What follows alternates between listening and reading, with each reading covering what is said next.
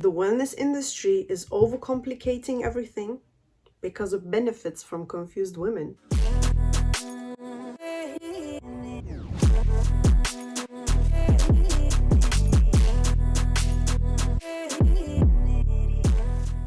It's much easier to sell to someone who is desperate than to someone who is clear-minded and balanced, isn't it? So in a world where they try to sell you wellness, a lot of women feel like they need to do more and be more and have more. It makes them think exhaustion is normal because it's glorified online. What is not glorified online is what really gets you there, what really gives you the results. Often I get asked what I do to maintain my physique and to change my physique. It feels like, and it seems like, a lot of them expect me to give them an extreme answer, when in reality it's just the basics that you need to focus on, and you have to be consistent. But the problem is with consistency, we hear that a lot, to be consistent.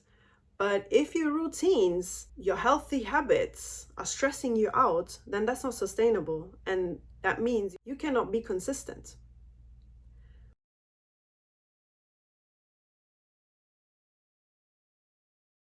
So the basics that you should focus on are sleeping properly, and not only getting the right amount of sleep, but also sleeping at the right time, because we have a circadian rhythm that we need to be aligned with, which is another whole topic. Second, moving our body.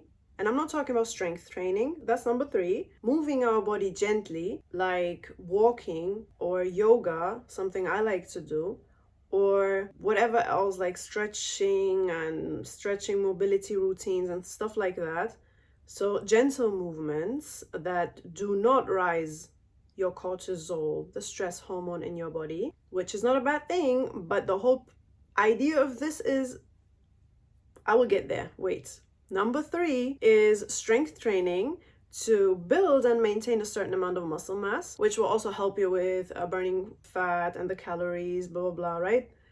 Another thing. And then eating enough nourishing foods, and not only focus on the macros and on protein, right? It's always about protein,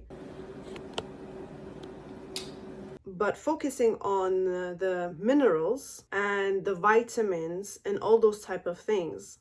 And the most important thing, reducing constant stress that is normalized in today's society and world. Everyone thinks being stressed is normal, it's part of life. No. No, ma'am. No, ma'am. No. I'm sorry. Might be controversial.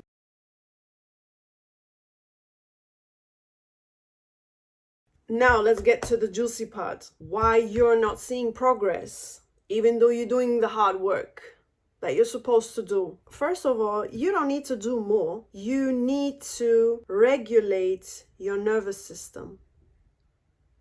Yes, say it again.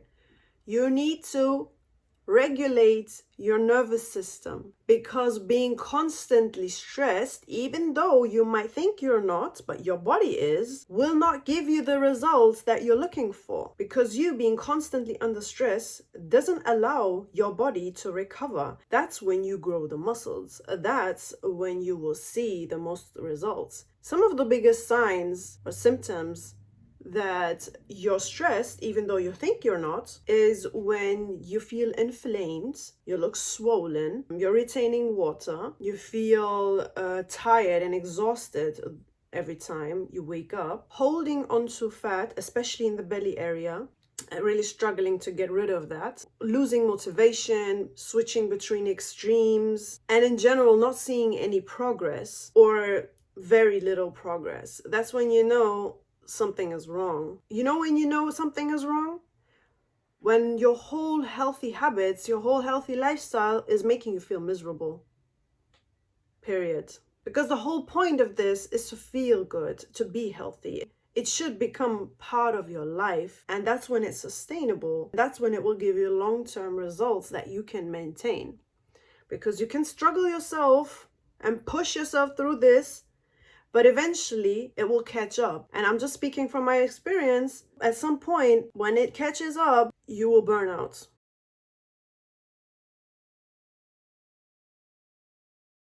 Next point, what a lot of women do, they work out from a place of self-hate instead of self-love. There's a difference and you can feel it immediately. Let me give you an example. One girl mindset, I respect and love my body so much that I take care of it. The other mindset, I have to fix myself as fast as possible.